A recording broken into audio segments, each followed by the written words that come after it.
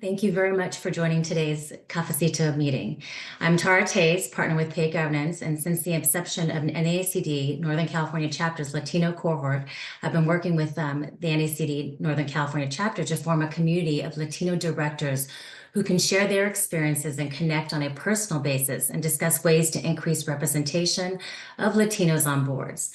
Now, the Latino Corporate Directors Association's 2024 Latino Board Monitor report continues to be a rude awakening on the representation of Latinos on Fortune 1000 boards, with only 5% of seats filled by Latinos, which is an increase of only less than 2% over the last 3 years. Given the information report and the LACDA's mission in serving as an advocate and resource to boards interested in gaining access to Latino talent, I am thankful to have Ozzie Gromada Meza, President and CEO of the Latino Corporate Directors Association, here with us, and very thankful for the rest of the panelists we have today. Let me turn it over to Ozzie to introduce himself and the other wonderful panelists. Absolutely. Tara, thank you very much for this opportunity to bring this conversation to NACD Northern California and the rest of the Northern California team. Thank you very much. My name is Ozzie Gromada Meza. I have the privilege of being the president and CEO of Latino Corporate Directors Association, an organization that was founded by exceptional corporate leaders back in 2013, individuals that served on boards such as Ford Motor Company, Exelon, Bank of America, and others. And I have the honor today to be in this virtual conversation with four exceptional LCDA members, experienced corporate directors, all at different chapters of their board journey.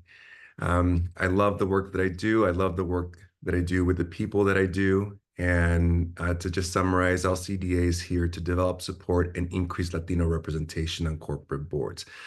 With that, I wanted to really just start off with 4 ways in which I believe, to start the conversation before we have the introduction of our panel, 4 ways in which I believe Latino representation has continued to make impact over the last couple of years. First is, as a report the Latino Board Monitor showcases, there are more companies today in the Fortune 1000 that have a Latino on their board. 60% do not have a Latino on their board, but imagine what it was a couple of years ago. So at 40%, we have seen significant strides. Second, the number of seats held by a Latino have increased over the last several years. Now, as Tara's mentioned, 5%, we celebrate those percentages and those strides. So we really want to ensure that we find the opportunity and the successes in there and celebrate them. Second, the growth of LCDA and similar organizations have definitely made impact in this space. We have now over 650 members. When I joined January 2020, we're about 250. So there's been exceptional growth within the organization, making us the largest community of Latinos that serve on corporate boards and the C-suite. And lastly, the partnerships that we have with NACD NorCal and NACD, the organization. I have the honor of being on the Council for Inclusive Governance with Lisa Spivey, and really have been making strides in ensuring that our organizations have a voice within NACD and the various chapters. With that being said, I would love for each of our panelists to briefly introduce themselves. And for me, it's really important for those in the audience to really know who each of our these individuals are. So I'm going to ask for things like, where were you born? To start off there. Then we go into what is your most recent executive role or your most relevant role before joining boards, and then what boards you currently serve on, as well as where you're located. So we're going to keep it to about 30 seconds or less. Anna, you're the first on my screen, so let's go with you, Anna. Hey, good morning or good afternoon, everyone. I'm Anna Pinczuk. I'm originally from Argentina, so I was born in Buenos Aires. And my most recent role was at an AI robotics startup called Dexterity. So I just left that role this summer. And I've been on several boards. Currently, I sit on the board of Aptiv, where I've been a board member for 8 years. And I'm on the board of SentinelOne, a security company, where I've been 2 years. And then I'm also on the board of Cornell University for about 4 years, and a few other boards. So great to be here. No, where do you call home? Oh, I call home San Francisco, although I'm in New York City right now with all the Yankee fans. So I wonder where Fidel is. I know, exactly. But Fidel, let's go with you. Thank you, Anna. Good morning, everyone. Yes, it's still good morning, even if you're on the East Coast. I'm Fidel Vargas, the president and CEO of HSF. And I was born in Linwood, California, St. Francis Hospital, just down the road. We're here in Southern California. I'm the oldest of 8 kids to Fidel and Margarita Vargas, who came to the United States from Mexico. And I am on the board of Snap, the parent company of Snapchat. Been on the board since July of 2021. And I'm also on the board of the Charter School Growth Fund, which is a nonprofit that supports public charter schools across the country. And I serve on President Biden's Commission on White House Fellows. Thank you, Fidel. And I'm assuming you're going for the Dodgers, right? We can assume. I've been a lifelong Dodger fan, so this is fun. All right, well, good. Peggy Turner. Good morning. It's hard to follow both Anna and Fidel, but happy to be with you. Ozzie, always an honor to be on a panel that you're moderating, so thank you very much for the invite. I am a native Californian, born and raised in the Los Angeles area, which means born and raised as a LA Dodger fan. So very much happy with the results. So, and I'm sorry you're in New York right now. It's not going to be a pretty sight tonight. But I recently retired about a year ago from Toyota, where I was the vice president of Lexus customer experience, retention, and operations for service replacement parts. I had been there for 32 years in various roles, so very much experienced in the Japanese company culture, so very exciting there. I currently serve, it's my great honor to serve on the HSF board with Fidel. I'm also on a public board, thanks to LCDA, called PRA Group, and it is publicly held, and it's a debt buyer and debt portfolio management financial company. It's my honor to be here today. Gracias, Peggy. Mario. Hey, good morning, everybody. Mario Marte. I was born in Dominican Republic, moved to the U.S. when I was 13. I'm a middle child of 3 kids. My family moved to Tampa, Florida, where I grew up and where I lived until I joined Anderson Consulting, for those of you who remember that name, and moved to Houston and New York. I was the chief financial officer of Chewy. If you have pets or know about Chewy.com, I was the CFO there until 2023. So last summer, I retired, like Peggy, retired from that seat. And it's been a great sort of year or so of keeping rather busy. I serve on 3 boards. I'm on the board of Best Buy. I joined that in early 2021, so about 4 years ago, while I was still at Chewy. I joined the board of FIGS, if you know medical wear out of Santa Monica. Look at your dentist or your doctor next time you see and look at their scrubs. I joined that board last November, and then I joined the board of a private company based in Sydney, Australia, earlier this year, about 3 months ago, named Pet Circle. Very nice, Mario. And where do you call home right now? I am very lucky. I live in Sonoma, California. So home is wine country. I used to live in Florida, and I gotta say the West Coast is the best coast. So. Well, I moved from Chicago to Reno, Nevada. That's where I live currently. So I will agree. I'm not completely to the West Coast, but I'm close enough. And you're right. It's a great place to live. So thank you, everyone. And before we begin diving deeper into the data and just more questions, Fidel, from the audience, what does HSF stand for? That's why I said HSF. If you all remember, I'll tell you a little story. The KFC used to be something else. And so now it's a conversation. HSF, we just had a rebranding, is the Hispanic Scholarship Fund, and we've been known as HSF And now our brand is HSF. And so what it's done is it's sparked this kind of conversation. We have 25,000 scholars at over 1,200 universities across the country. We provide direct services to over 12,500 students and parents in 2,900 cities across the country, all 50 states and every U.S. territory. And we have over 80,000 proud alumni, many of them who are LCDA members and who serve on the boards of companies like Apple and Nike and Walmart and a whole bunch of others. And so really proud of our scholars and our alumni. And I am an alum receiving a scholarship when I was an undergraduate student at Harvard and when I was a graduate student at Harvard Business School. That's what HSF is. Gracias, Fidel. It's a great organization and a great supporter of Latino Corporate Directors Association. So gracias, Fidel. Now, in this year, we released the 2024 Latino Board Monitor, which is our annual report disclosing Latino representation on corporate boards, specifically in the Fortune 1000.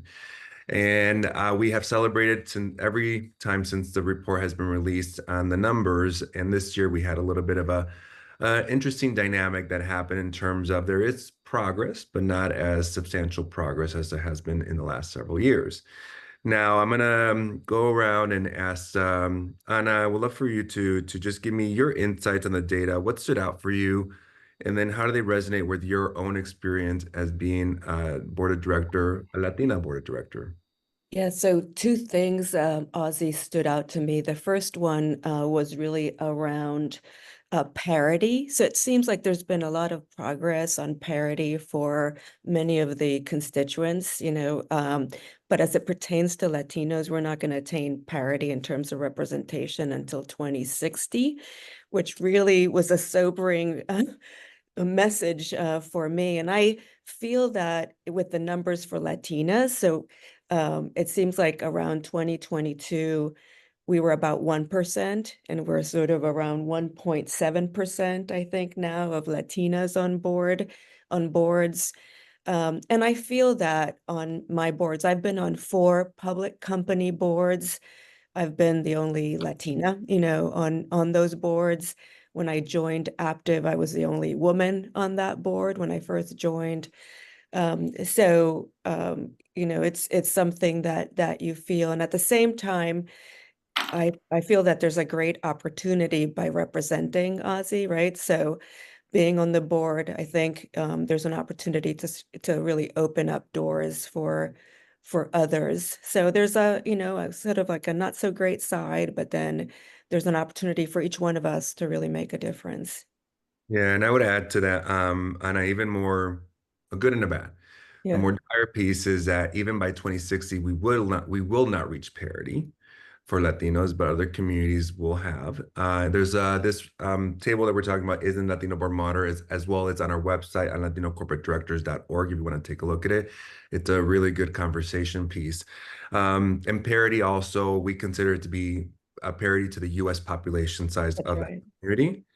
And then the one positive is that we do see the Latina number within our Latino community percentages growing steadily quicker than Latinos at this point, male. So I think there is, and we do see it, there has been more a focused concentration in bringing the Latina perspective, the female perspective into the boardroom. So that's a number that we have seen and we continue to monitor. Once again, not but there is progress there more than the agree. male sector. Now, Mario, same question for you. What did you observe? What are the, resonate with you from the results? Yeah, Ozzie. So there were a couple of things that stood out to me. The first one on the downside, as Ana said, that the percentage of Latinos on boards is about 5%. It's not great. It's also not surprising. Some of us, I know for a fact, I do have seen it firsthand that I was the first Latino on the board, and I continue to be the only Latino on the 3 boards that I serve. So it's not surprising, but I've also been the first and only in previous roles in previous companies. When I worked at American Airlines, when I worked at Hilton. Certainly my time at Chewy. So it doesn't surprise me to see that. But my goal as the only Latino on my 3 boards is that I want to make sure that when I step down from that from those boards at some point in the long distant future, that I'm not the last one. And so that's going to be my goal, is to make sure that I make sure that there's enough representation on the slates, so that at least we have a chance to get onto the board. I think on the upside of the data, the fact that, as you said, Ozzie, 40% of Fortune 1000 companies have a Latino on the board, that's huge. That just means that we're getting a seat at the table, and that should be a cause for optimism. I think we're making progress. We just need to make sure we get more seats and more of those companies. There's no reason why it should be 100% of the board, so we have at least one Latino. Absolutely. The positive also in that is that most of the progress has occurred in the last 4 years, the most substantial progress. So just imagine how long it took us to get to 2.7%, which is where we were 4 to 5 years ago, to now a little bit over 5%. There's been substantial growth in the last several years. So I want everyone to think about that as an opportunity to really make sure that we're leveraging those leaders that are impacting boards today, and what can we do with them? Imagine what we're able to do when we're able to really bring those communities together to make impact. So Ana and Mario, thank you for those insights. The Latino Board Monitor also was released around the same time as a great report from Spencer Stewart called S&P 500 Diversity Snapshot. So we're going to talk about that for a second. That report highlights the new class of directors that are landing S&P 500 board seats, and we'll make sure to share some of these links so you're able to review them. Now, in that report highlights gains in diversity. It highlights that there is gains in diversity, but still shows underrepresentation of Latinos compared to other communities, with U.S. Latino population exponentially growing, as all the reports have shown, and bypassing many of our counterparts or other communities. I want Fidel and Vargas, Fidel and Peggy, if you can answer, what are 1 or 2 reasons why you believe that Latinos are not advancing as other communities have been, as it states in S&P 500 report by Spencer Stewart, as well as our report and others? Just 1 or 2 reasons why you believe that the Latino community is either stalled or holding us back, or maybe we're not. Fidel? I think like many things, part of this is a conversation around the narrative of who we are as a community. So for example, if I said, what percentage of Latinos under 18 who are in the US are US citizens? And if I asked you to, I don't want to embarrass anybody here, so don't put your guess, but most people typically guess 50%, 60%. That number is 95%. So 95% of Latino youth under 18 years of age are U.S. citizens, which means they were born here. And by the way, there's also a percentage of that are permanent residents. So the actual percentage of undocumented is getting smaller for a variety of reasons, but those are facts. And you're not sending anybody anywhere if they're a U.S. citizen. If I asked you what the ratio of Asian American to Hispanics in college today, most people, the typical answer is there are 3 times as many Asian Americans as there are Hispanics in college today. Well, when in fact there's two times more Hispanics in college than there are Asian Americans. In fact, there are more African Americans in college than there are Asian Americans in college. But the narrative, right, the story that we tell ourselves, the story that we have, that we share, the perspective that we bring, whether it's to our companies or to the boardroom, it sort of impacts how we see the world. And that perspective influences what we think is the sort of addressable market or the pool of candidates. And so you hear ridiculous statements like, well, we just can't find anybody. There are 60 million Latinos. There's 650 members that you said, Ozzie, in the LCDA. I guarantee you there are tens of thousands of qualified candidates for these roles. And I know many of them who are not on corporate boards, who are my peers and colleagues, Gen Xers. I just turned 56 this year. There are plenty of young leaders or leaders now, because I don't call it young.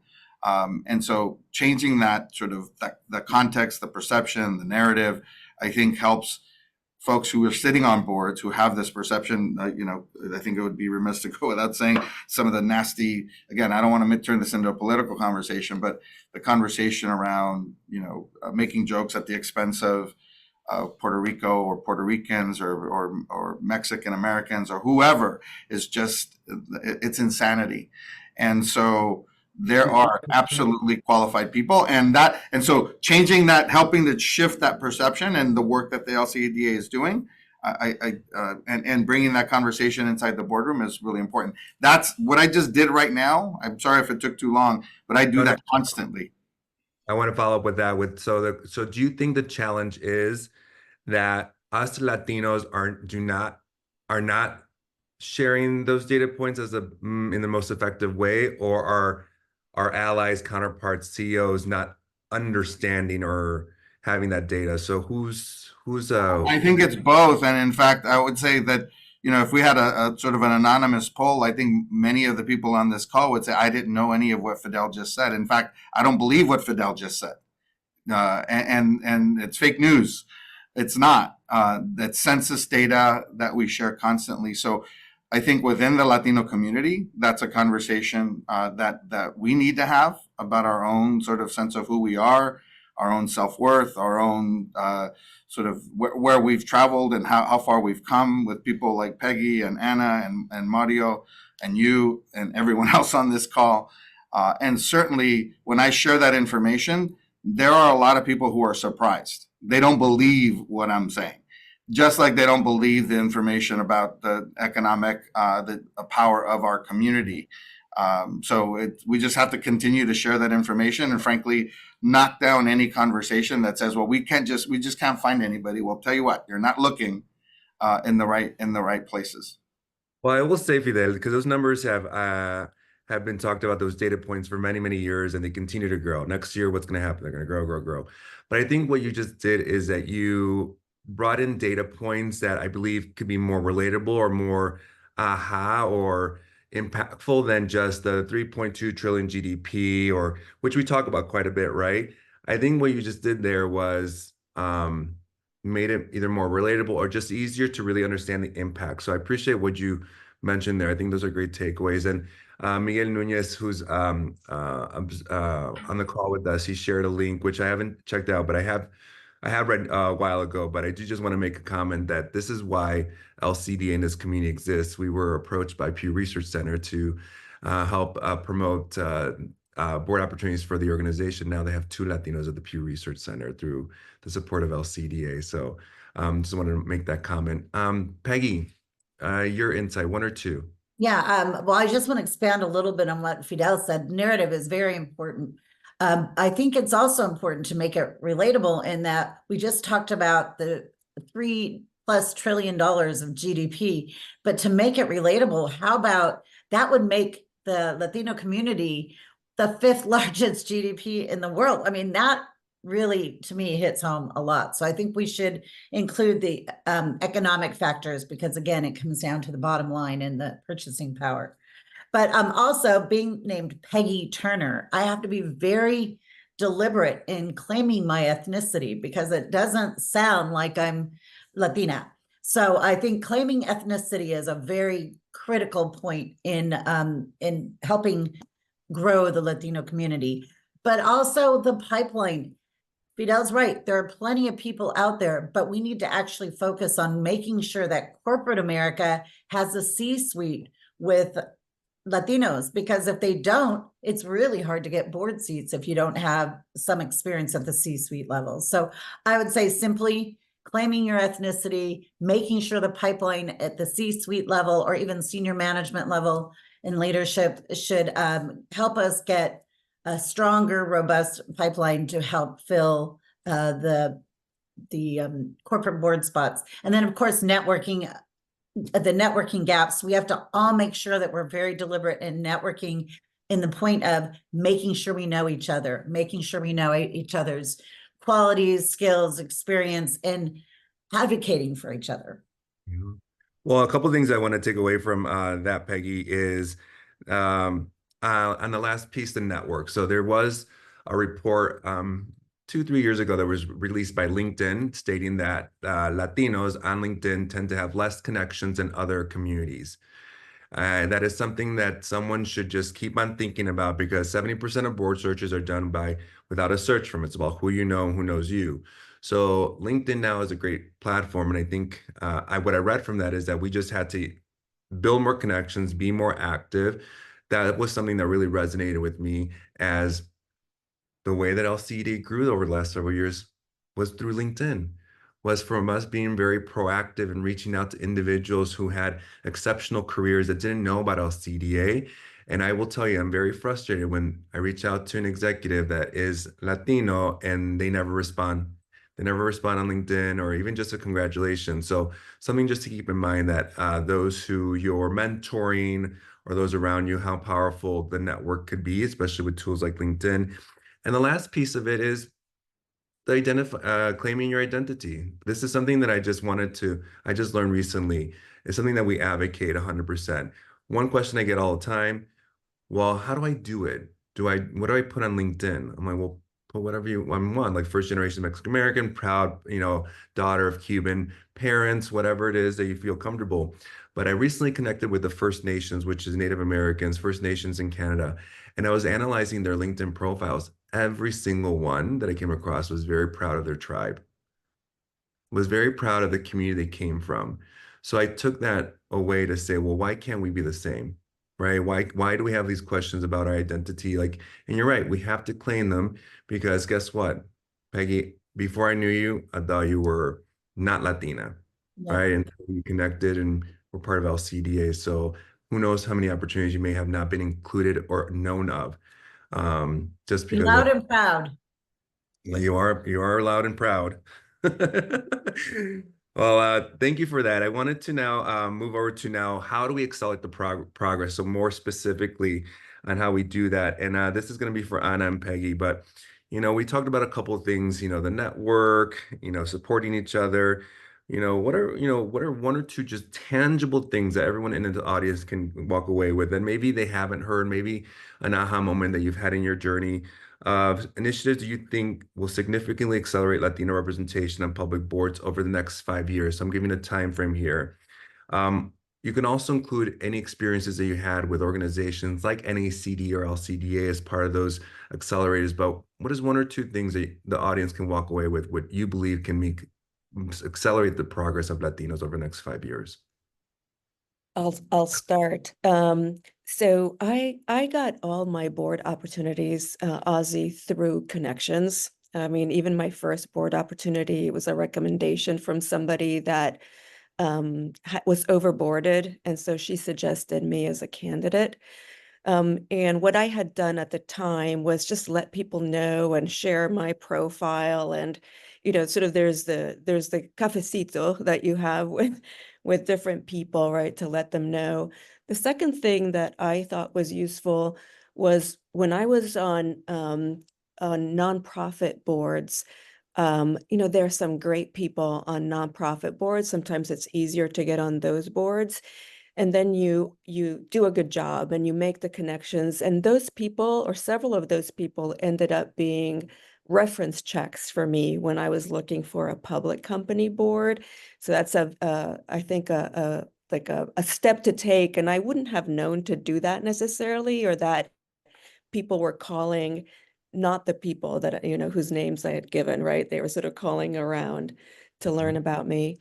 And then another thing that I did was the relationships with auditors and with financial institutions, as you know, whether it's E&Y, PwC, KPMG, Goldman Sachs, in addition to NACD and LCDA. But there's so many organizations that you can go meet with. They have sessions for education, sessions for leaders, and those were great ways to network, and meet people. There's somebody on that's here, for example, that I met her at one of those events. I got, she and I had a cafecito afterwards, got to learn about her, and was supportive of her, when she was looking for a board. She's now on several boards. So I think it's those very specific actions, right, that we can take to go on a journey. And it has to be pretty purposeful too.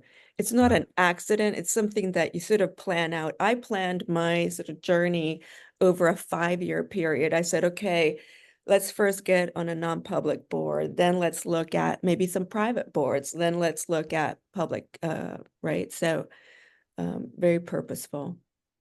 So, you know, I've known you, Anna, for a couple years, and in terms of the strategy that I would extract from that is that there is immense intentionality in you and what you did. Yes. You know, the worst thing that someone can do is just wait to be tapped, meaning wait for someone to find you. What you're doing and what others should be doing, and everyone in these squares here, and I can attest to it, are doing it day by day, is being very intentional on where they go, who they talk to, and being in the right spaces. I don't know about the right time, but they're just continuously being in the spaces, because today NACD, LCDA, and other of our allied organizations, you know, are more connected, are smarter in how to navigate this ecosystem. So I do agree with you. I think the strategy is that us as Latinos need to just get more activated and consistent Yeah. in those relationships. In an authentic way, by the way. Like, one thing I don't like is when it's very obvious that somebody's trying to network with me only because they want a board. I'm just being honest, you know, it's so I think it's really about understanding somebody else's skill set, how good they are, right? And how authentic they are in that relationship. That means a lot to me in terms of recommending somebody. I think that's a really great point, Anna, in terms of how you build relationships. And you're right, I've seen it backfire for others. So thank you Yeah. for that nice reminder there.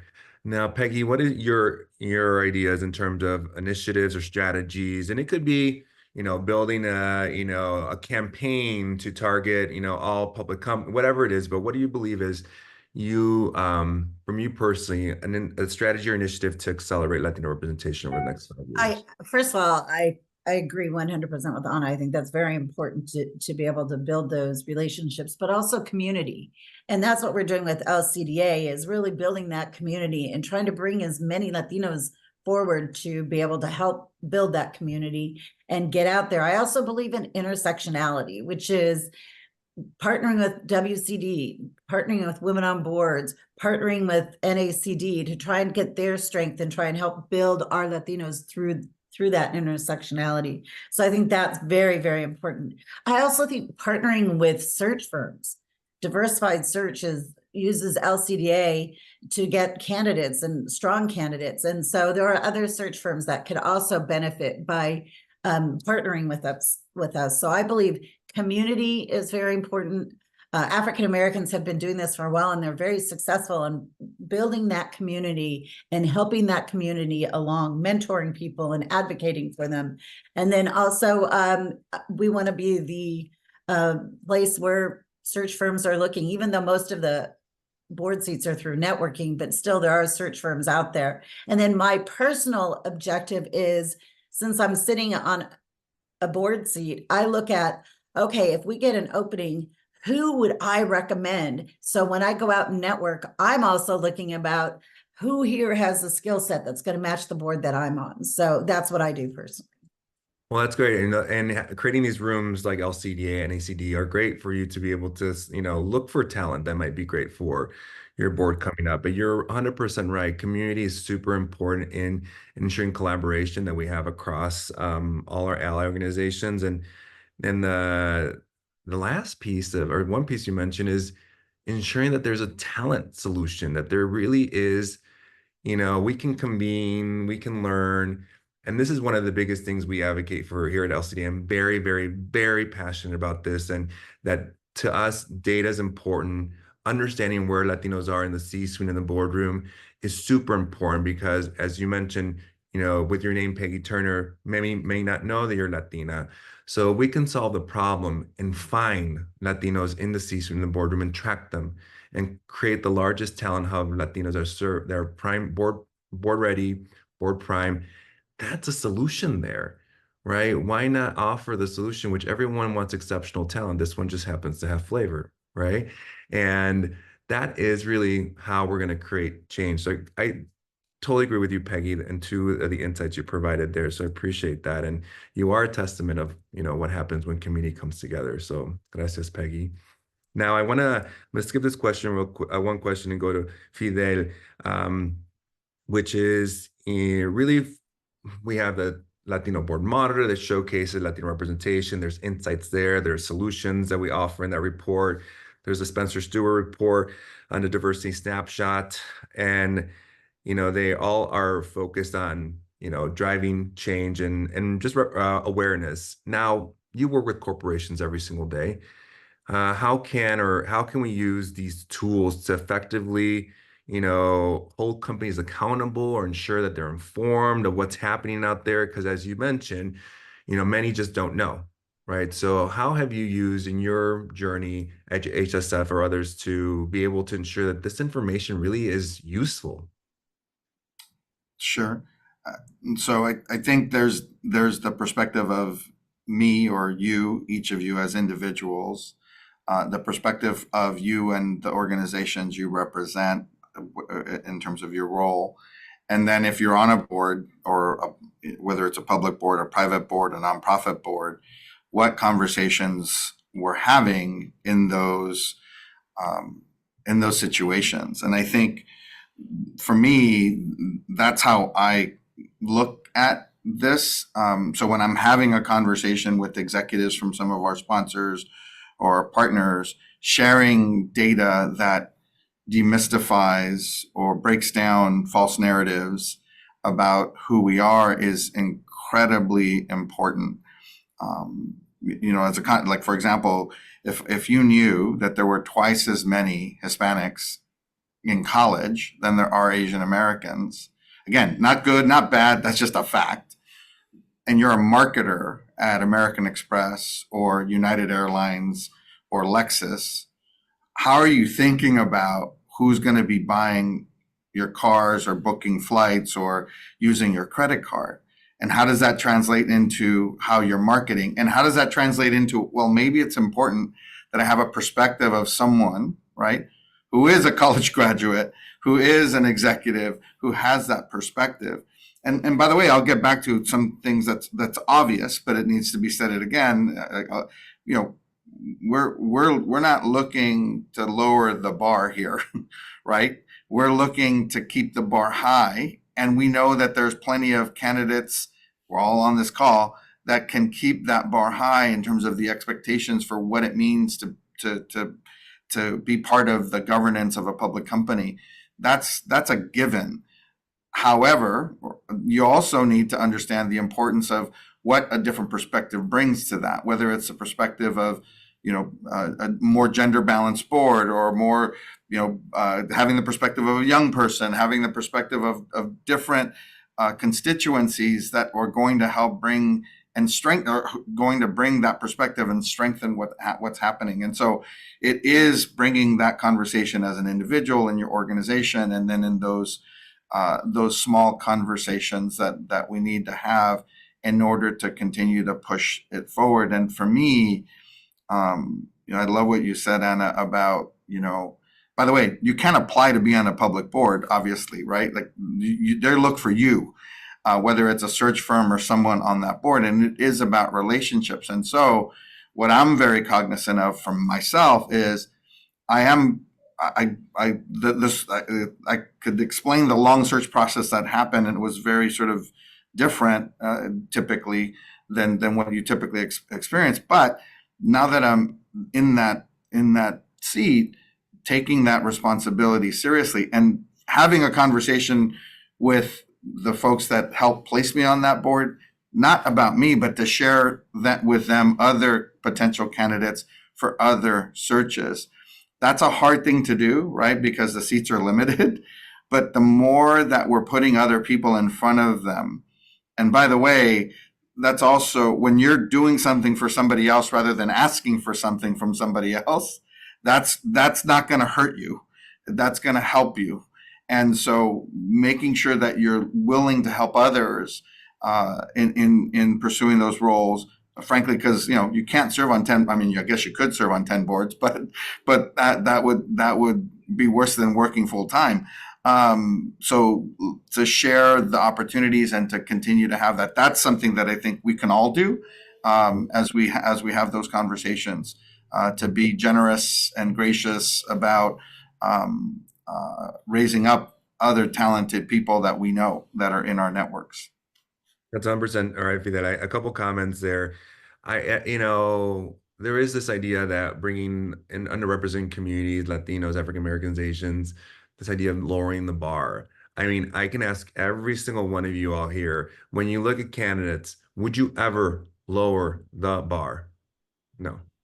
So it doesn't matter if you're white, you don't lower. I mean, that's too much high risk just to give the seat to someone just to fill a spot.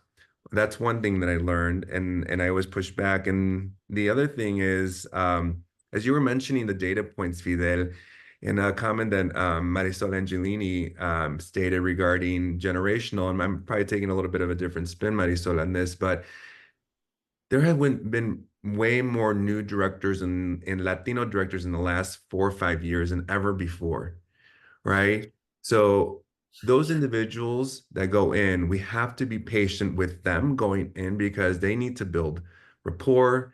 They need to show that they're a good director. They need to ensure that they understand the board culture and all that. And at a certain point, those data points that Fidel and we're sharing will come out in strategic ways, right? They might not just throw the number out there, but I think we have to be patient as well in terms of what that impact can look like and ensure those individuals that are going into the boardrooms today have the tools and resources to execute when they're ready. Now, those who've been in boards for numerous years, also generational, they've been in there for numerous years where they've been in boards where maybe they didn't feel that they could be comfortable being Latino, right? Or, they didn't have resources like LCDA, and now they do. So it's a very different dynamic in those individuals going to boards now and those who've been there for years. The last data point is one of the things that we are seeing right now is that there are individuals that have been on boards for numerous years that are 3, 4, 5 boards that are retiring. Latinos are in the 70 to 75, they're retiring from big companies. So we see a balance of new Latinos going into the Fortune 1000 and those retiring, which is good. We want to make sure that the balance, we want to make sure that there's actually a little bit more new Latinos going in, but there is also this dynamic happening right now in terms of that generation of governance impact. And so I wanted to share that with you all. Now, I want to go into looking at your board journey, and Anna, I want to start with you. And there's a couple questions here that I'll trickle in. But Anna, you've been on boards for longer than our counterparts in terms of they landed their first public board seat in 2021. What have you seen in terms of your experience of landing your first public board seat back, was in 2015? Yeah, it was in 2015. And so Ozzie, I joined the board of Aptiv, which is an auto tech company. And when I first joined that board, I like to describe it as me and 9 car guys. And I mean that affectionately. But that journey now, we have 4 women on that board out of 10, right? So what I've seen on that board is much more appreciation for the diversity of skill sets. Forget the backgrounds and everything. That's certainly one thing. But what's been really fascinating is the different skill sets that these individuals bring. For example, we have an expert on China and China policy, which we need for a global auto company. We have an expert in AI. We have financial experts, cyber experts, et cetera, right? So what I've seen is really a much more effective board because of the diversity of capabilities. The second thing, by the way, is, to your message, there's, as the first of anything, and probably Mario can see this as well, I felt a huge sense of responsibility to be good, to be the best representative, because you're the only, so you're that person. And I feel a sense of pride and effect to see that many of us who were the first, now you start to see more. You start to see 2 or 3 Latinos on boards. And I think that gets to the point of qualification and effect, that people are representing well, and then opening the door for others.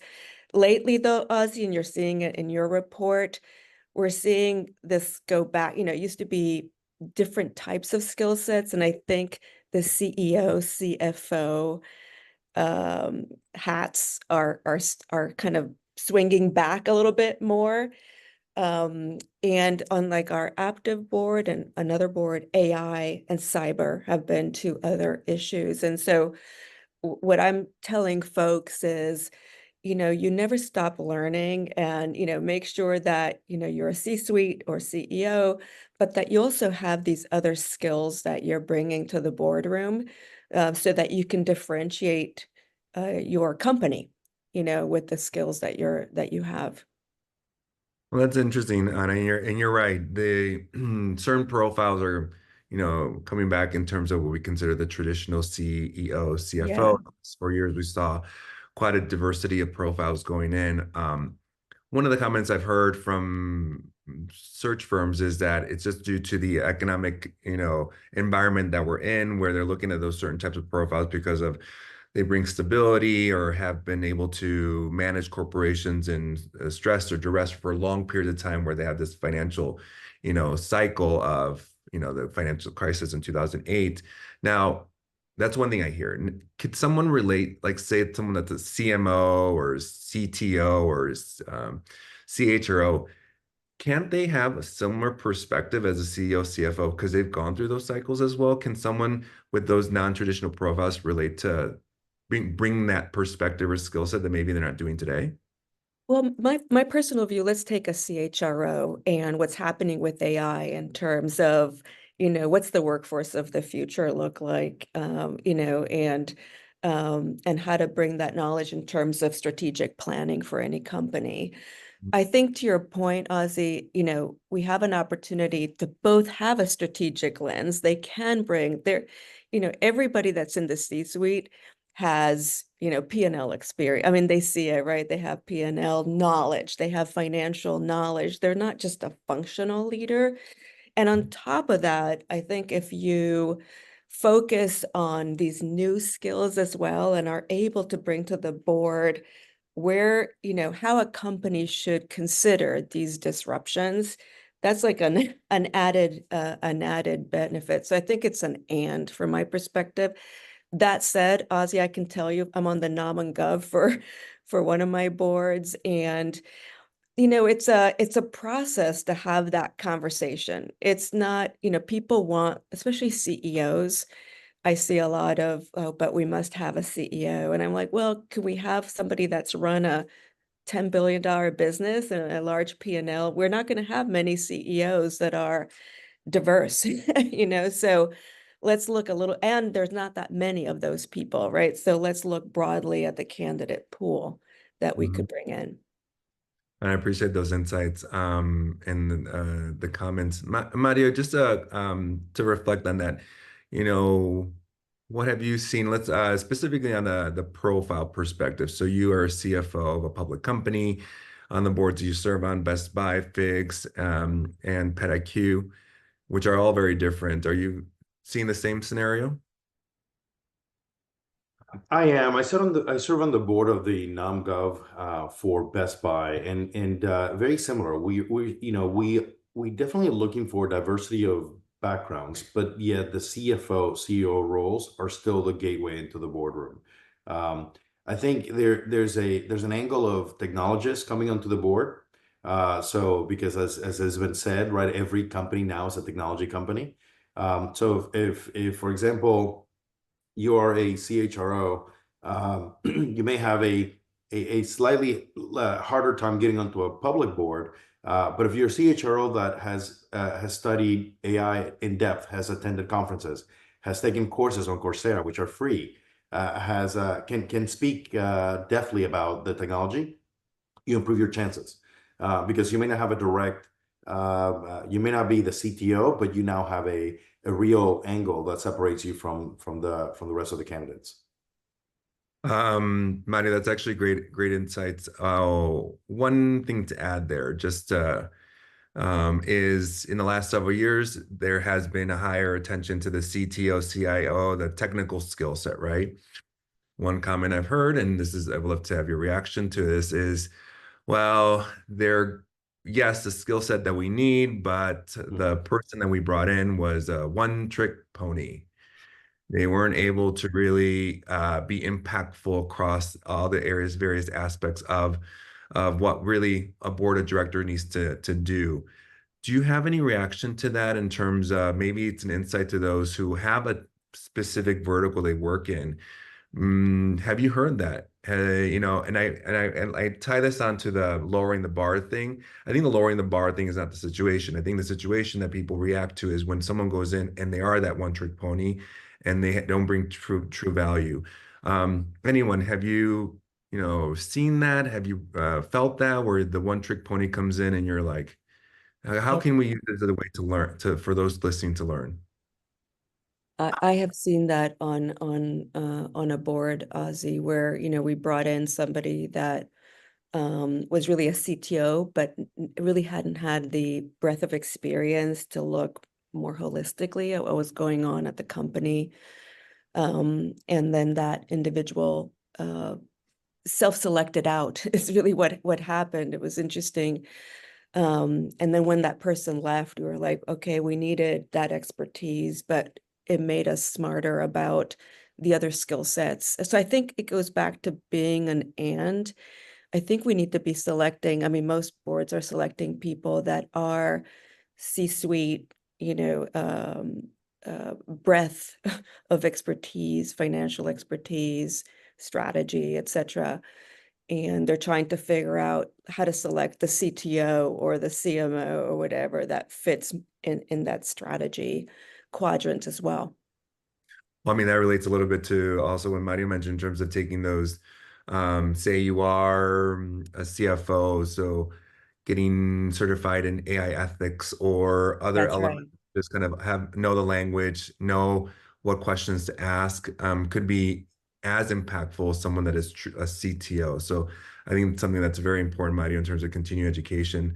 Peggy, you had a comment to share? Yeah, I was just reiterating a lot of what Leo's already discussed here, but I think we're not looking for all generalists. If you have all generalists on the board, you don't have diversity of thought. You just don't want all generalists. So having a specialist like a CTO, especially in technology, I think is very critical. And if you do get someone who is a CTO or a CIO, they have that broad experience that CEOs have as well. I think that people on boards want CEO experience because they have broad exposure across the board. I do think that as a chief level, you're going to have enough broad experience that you're going to be able to contribute more than just your specialty. So I think there is no such thing as a one-trick pony at that senior leadership level. I think you have a specialty, and that's what distinguishes you when you are on the board. I think every board member has to distinguish themselves with some skill or experience, and that would just be the same as a CTO. Thank you, Peggy. That's a great wrap up to that question. We only have 4 minutes, and this program was designed without a Q&A because I know we had a lot to talk about. So I appreciate you allowing us time to have a conversation, but I have been reading the questions here, but we have 4 minutes, and I want to ask this question because it's asked quite frequently. Mario Carrera, LCD member from Colorado, asked, would it be helpful to have audacious goals in place? How about doubling our representation in the next 5 years and doing it again in the 5 years after that? What do we need to make that happen? So any reactions to that? I know other organizations have done something like 30% coalition, 50-50 women on boards. I haven't seen it effectively done or successfully done with race ethnicity, but anybody have insights? Because I would love to have them. Ana? Yeah, I've seen it, the Black women on boards have really been very active on their numbers. And I think what it does is it gives you a North Star to run towards and to think boldly about what we should be trying to do. Like for example, the Black women on boards have a film out, you know, they have, like we do with LCDA, that we're doing a lot of stuff. So Ozzie, I don't know if it is gonna make that much of a difference, but I think a North Star and some target would be inspirational, I think, for all of us. And it might catalyze us to get more involved. You know, we're all numbers driven. I don't know. So, you know, it might get us more involved to say, okay, what is it that I need to do in an action plan, you know, to get to that number? And I think that could be a healthy path. And at the core of it, which I hear from, is that with these goals, at the end of the day, will help us continue to strengthen community, right? People joining the Exactly. mission, and that's a thing that is going to solve all the world's problems, I believe. You know, LCDA came together in 2013. We're 650 members. Imagine when we're 2,000. You know, Exactly. you know, and I'll be very transparent. I get another question all the time, which is why, you know, we should be more, or a comment, we should be more like the African American community. And I'm like, what do you mean? Well, they're more connected, they get things done, blah blah. I'm like, well, what do you think we're doing? And also keep in mind, certain elements in certain communities have been there longer. HBCUs, the ELC, which is a comparable to LCDA, has been in existence for years. And what happens? Community, community, community. So I think we're at the beginning of something very, very powerful. Fidel, I know you wanted to say one more comment, and we have 1 minute left, but Fidel.